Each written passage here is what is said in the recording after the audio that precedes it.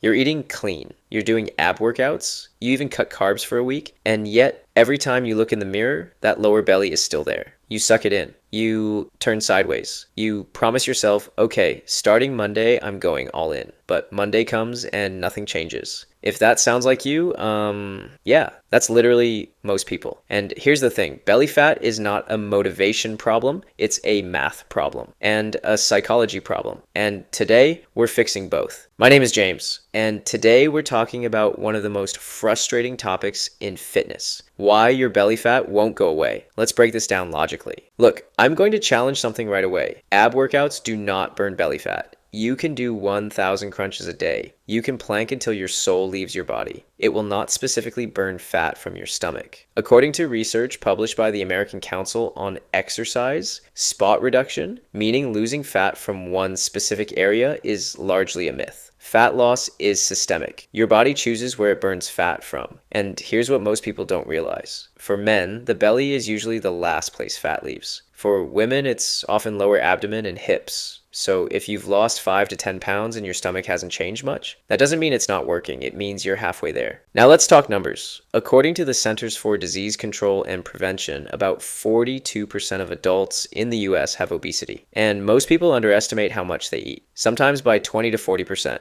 To lose about 1 pound per week, you need roughly a 500 calorie daily deficit, because 1 pound of fat is about 3,500 calories. A lot of disciplined, motivated people genuinely believe they're in a deficit, but they're not. They're breaking even. Sometimes they're slightly over. This isn't a willpower issue. It's invisible math. Now you might be thinking, okay, James, I'll just eat less. Not so fast. Because belly fat isn't just about calories, it's also about cortisol, your stress hormone. Chronic stress elevates cortisol, which is linked to increased abdominal fat storage. Research published in the journal Obesity has shown higher cortisol levels correlate with more central fat distribution. And look at modern life. 7 hours of sleep or less. Constant phone notifications, work pressure, financial stress, social comparison. You're inflamed, you're stressed, you're underslept. The National Sleep Foundation recommends 7 to 9 hours of sleep per night, yet many adults average less than that when you sleep 5 to 6 hours. Hunger hormone increases. Fullness hormone, leptin, decreases. Cravings spike, so you don't just eat more, you crave worse food. This is where it becomes psychological. Here's what most people don't realize. Your brain hates fat loss. From an evolutionary standpoint, body fat means survival. So when you diet aggressively, your body adapts. Metabolism slows, hunger increases, energy drops. It's not weakness, it's biology. And if you're trying extreme diets, 1,200 calories, cutting all carbs, eliminating entire food groups, you're triggering survival mode, which leads to binge cycles. You restrict, you crave, you overeat, you feel guilty, you restart Monday. Sound familiar? It's not a discipline problem, it's a system problem. Let's talk about something controversial. You can't out-cardio a bad diet. You run 30 minutes. You burn maybe 300 calories. That's one muffin. And because exercise increases appetite for many people, they end up eating more afterward. Exercise is amazing for health, mood, longevity. But for fat loss, nutrition is the lever. Resistance training is the amplifier. Cardio is the bonus. This is where it gets really interesting. Muscle is metabolically active tissue. The more lean mass you have, the higher your resting metabolic rate. According to the National Institutes of Health, resistance training not only preserves muscle during weight loss, but improves body composition significantly compared to dieting alone. Let's use simple math. If you gain 5 pounds of muscle over time and increase your daily burn by even 100 calories, that's 36,500 calories per year. That's about 10 pounds of fat difference in the long term. This is why people who only diet often look skinny fat, and people who lift look tighter at the same weight. All right, let's get practical. Here's your clear, actionable plan. Step 1. Create a small, sustainable deficit. Not 800 calories. Start with 300 to 500 calories. If you burn 2,200, aim for 1,700 to 1,900. Track for 2 weeks. Use a food scale if needed. This is just temporarily to learn portion sizes. Step 2. Prioritize protein.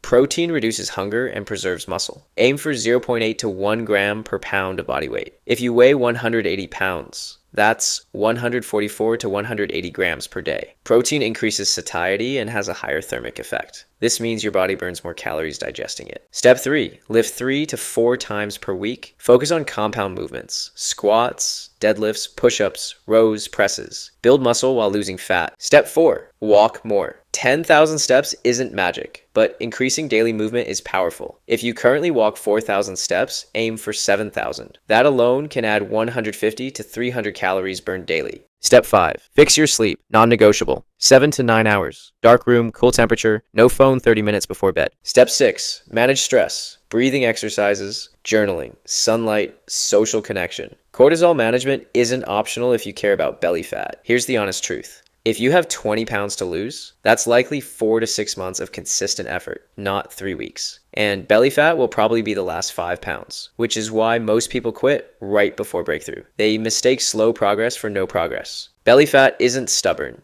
it's strategic. It leaves when you consistently eat slightly less. You protect muscle, you manage stress, you sleep enough. You stop jumping between extreme plans. Look, I get slightly frustrated when I see people blame genetics or age immediately. Yes, hormones matter. Yes, life gets busy, but the fundamentals still apply. Small deficit, strength training, protein, steps, sleep. That's it. Not detox tea, not fat burners, not 1,000 crunches. You don't need to be perfect, you need to be consistent. Imagine 6 months from now, not ripped, not shredded, just noticeably leaner, stronger, more confident. That version of you is built by small daily decisions. So here's what I want you to do. Pick one thing from this video, just one. Increase protein, track calories, walk more, sleep earlier. And if this broke down belly fat in a way that finally made sense, hit subscribe, give this video a thumbs up, and I'll see you in the next one.